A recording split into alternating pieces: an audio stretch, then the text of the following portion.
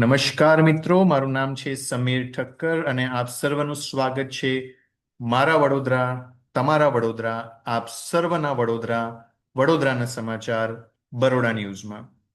બે ન્યૂઝ અત્યારે ચર્ચા કરીશું આપણે. એક છે ચોરીના કેબલ સંતાડવાના મુદ્દે થયેલી તકરારમાં માંજલપુરમાં શ્રીજીની મૂર્તિઓનું સ્ટ્રક્ચર તોડી પાડનાર યુવક ઝડપાયો.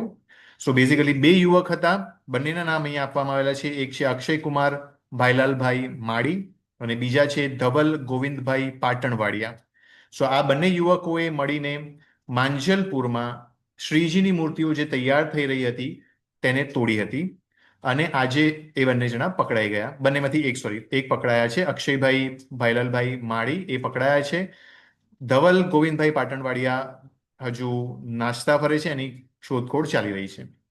આ ન્યૂઝ ઇમ્પોર્ટન્ટ એટલા માટે છે કે ઇમેજિન કરો, ગઈકાલે જ્યારે મેં આ ન્યૂઝ વાંચ્યા કે કોઈકે માંજલપુરમાં શ્રીજીની મૂર્તિઓ તોડી છે, તો મને બહુ જ ચિંતા થઈ ગઈ હતી કે કદાચ જો આ બે ત્રણ વ્યક્તિઓ જે પણ વ્યક્તિઓ છે જે લોકોએ આ મૂર્તિ તોડી છે તે જો મુસ્લિમ ધર્મના નીકળ્યા અથવા ક્રિશ્ચિયન ધર્મના નીકળ્યા અથવા કોઈ બીજી ધર્મના નીકળ્યા અથવા કદાચ નીચી જાતિના નીકળ્યા, તો આપણા શહેરની હાલત શું થશે? મને એ જોઈને એકદમ ચિંતા થઈ ગઈ હતી.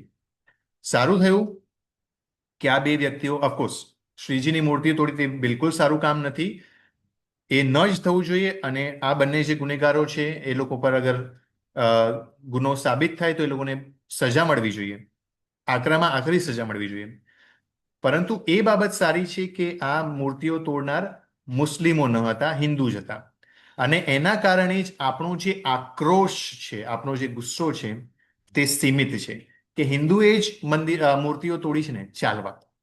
અગર આ જ વસ્તુ મુસ્લિમોએ કરી હતી, બહુ મોટો પ્રોબ્લેમ થતો. સેમ વે એક બીજી ન્યૂઝ આના રિલેટેડ જ છે જે મારે તમારી સાથે શેર કરવી છે. એ ન્યૂઝ છે રખડતા ઢોરોને લગતી.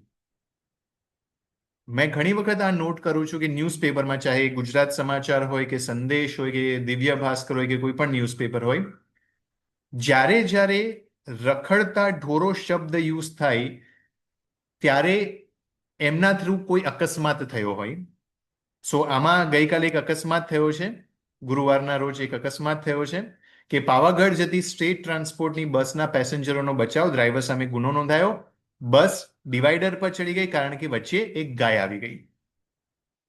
નાવ અહીંયા ગાયને આપણે માતા નથી ગણી રહ્યા, અહીંયા ગાયને આપણે ગણી રહ્યા છે રખડતા ઢોર.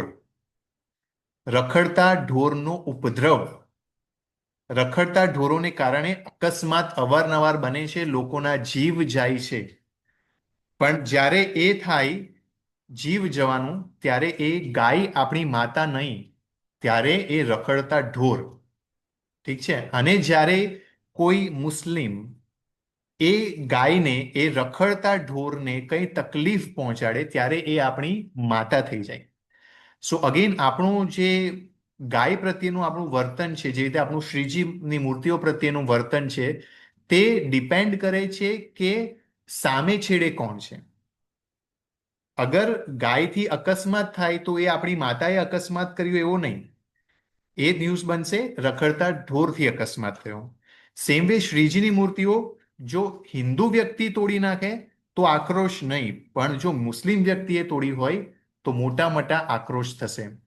સો આપણે વિચારવા જેવું છે કે આપણને એક ઘટના પ્રત્યે આક્રોશ છે, એ ઘટના ન થવી જોઈએ તેવું આપણે વિચારીએ છીએ, કે પછી એ ઘટના કોઈ પર્ટિક્યુલર ધર્મના લોકો ન કરે તેવું આપણે વિચારીએ છીએ.